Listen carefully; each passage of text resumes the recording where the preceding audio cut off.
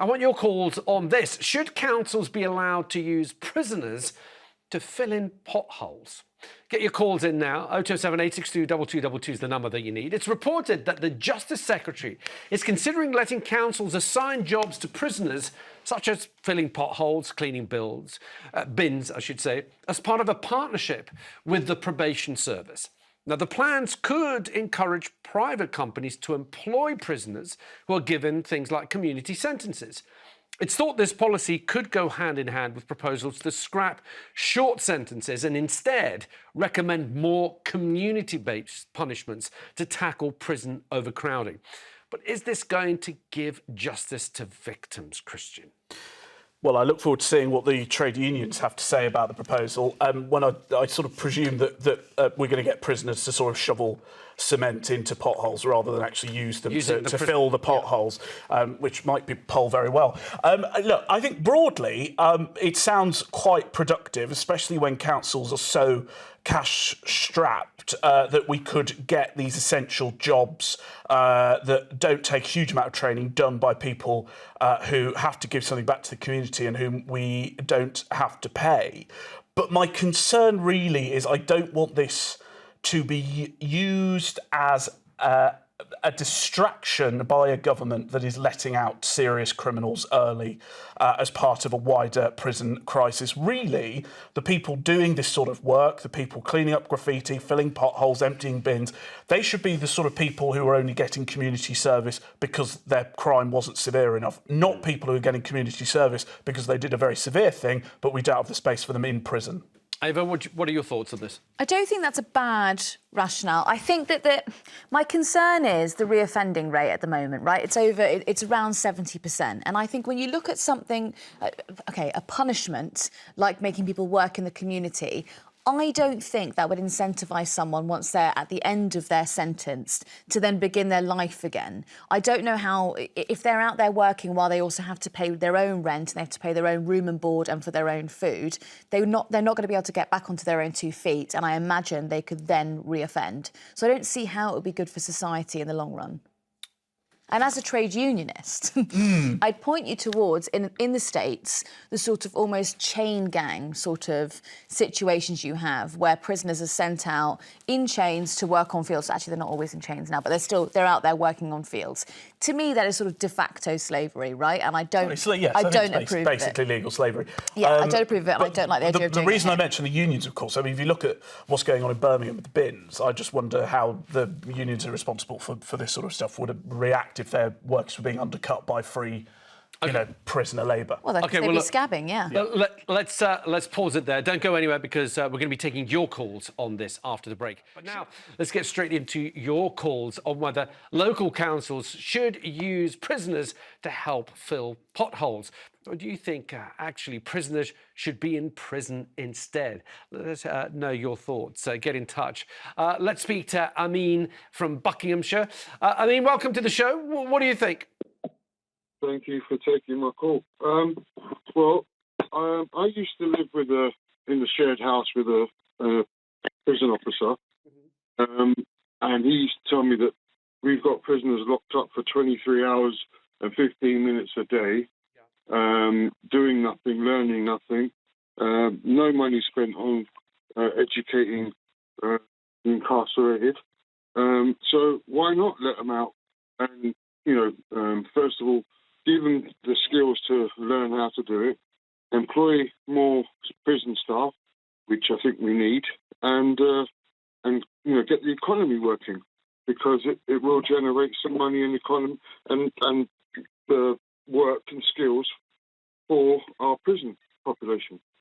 I mean, Christian, I see you nodding away. So, do you agree? I think there are lots of angles of sort of the country's justice and prison crisis that concern me. But one of the things is sort of what's going on in prisons in terms of population behaviour. And I do think that giving them something to actually do rather than just loitering around in their cells all day, would be quite a good idea, and actually keep them busy and give them something to get out of bed for. And when we are talking about people serving short-term prison sentences, which, for the purposes of discussion, it's 12 months or less. Now, it's estimated that about 5% of the prison population are in short-term sentences. That's around 4,500 people. Now, mostly when we talk about... Go ahead, I don't know where Amin. you've got that. Yeah, sorry, I don't know where you've got that figure from. Whoever's writing those facts is incorrect. But also, It's government figures, so you're going to have to talk to them. Well, I know, thanks. But one thing you'll find is that prisoners that are on remand are actually locked up more than prisoners that are convicted. Yeah. Prisoners that are convicted do get jobs within the prison, working in workshops, working in kitchens, etc. Whereas those that are on remand, who haven't even gone through trial, haven't even been sentenced, are locked up for 23 hours a day. Yeah. So that's a very good that's point. Where I mean, thank you for your call. I just need to move on because there's so many people wishing to have their say, but thank you for kicking us off. Dan is in Hertfordshire. Dan, welcome to the show. What are your thoughts? Should we be using prisoners, instead of giving them short-term prison sentences, get them out into the community, get them filling potholes, removing graffiti, cleaning bins, whatever it is? What do you think, Dan? Yeah, morning, ladies and gentlemen. Thanks for taking my call. As I've just explained when trying to get through, as much as I'm fully supporting rehabilitation, I was actually put into a situation a few years ago where locally we had a similar setup regarding help with people's gardens and community outreach, etc. And I found that one guy that was in my garden was somebody that I'd actually had a bit of background with, so potentially it could have escalated into quite a serious situation. So I think it's a very it's a productive way of getting people out of the system, but at the same time I think it's quite complex, and there are quite a few issues behind that. And as I say, I was put into a situation where we could have ended up with another murder statistic in the country. Oh, OK, fine. Oh, I'm glad I didn't get to that. But look, in principle, though, Dan, do you think it's more useful, instead of sending someone to prison for 12 months or less, to actually, they don't even see the inside of a prison and they go out and do community service? Because for some people, that is a problem, because there are some people out there who say, look, if you've committed a crime, you need to go to prison. That's part of the punishment. I do agree with that, and I agree with the previous caller, Amin. And I do have a history myself, but at the same point, let's say for argument's sake in a local council that you've got somebody that's maybe involved in a domestic violence situation.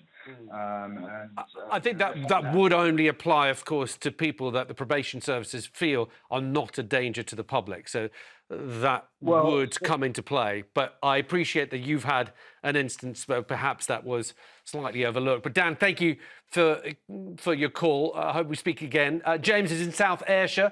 James, welcome to the show. What do you reckon? What should we be doing with people on short sentences? Okay. Thanks for taking my call, Alexis, and welcome to, good day to yourself and your panel. I believe generally it's a good idea. The reasons there's two reasons. I'll keep it as brief as I can. One is, I believe prison is for two reasons. One is for punishment, but the second one is for rehabilitation.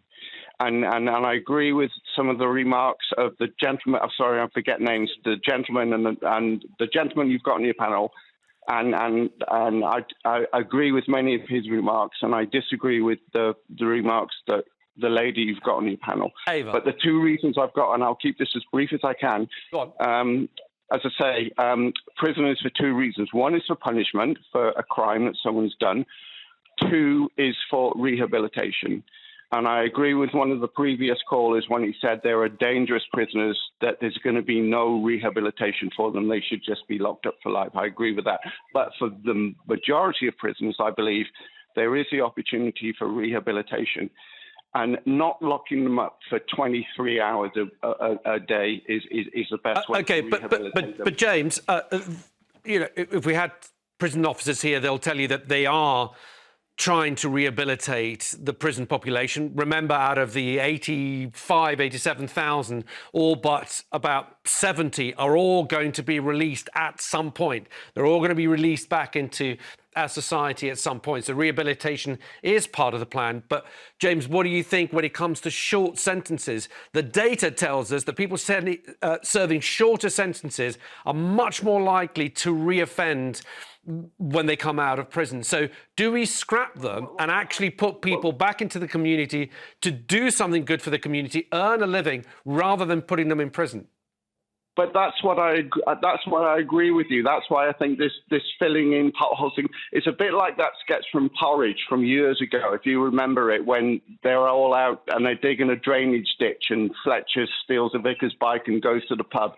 You know, I mean, that's making light of the prison situation. But I just believe that, you know, if prisoners are able to be given some kind of rehabilitation, then when they do serve their sentences and come out of prison, they're less likely to reoffend. And surely that's a positive thing for all of society. Absolutely. I think a lot of people will agree with you on that. Thank you, James. Let's speak to Maria, who's in Kent. Maria, welcome to the show. What are your thoughts?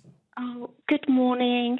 Yes, I'm in agreement with pretty much all your other callers, and I do think there needs to be a rethink about the prisoners, and especially for those on less serious crimes.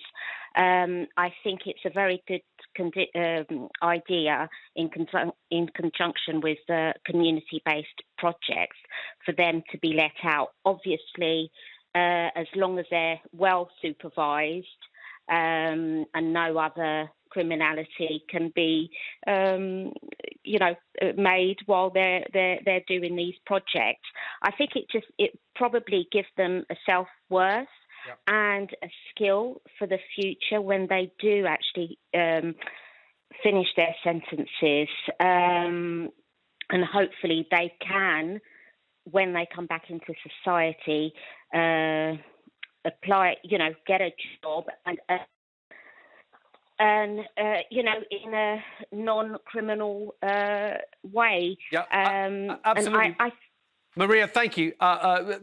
Good point. And I think everyone's sort of saying the same thing, that you want these people to be able to rejoin society and contribute to society rather than coming out and reoffending, which is what has been happening, particularly on the short-term sentences. Look, thank you for your calls on this. We're going to move on now.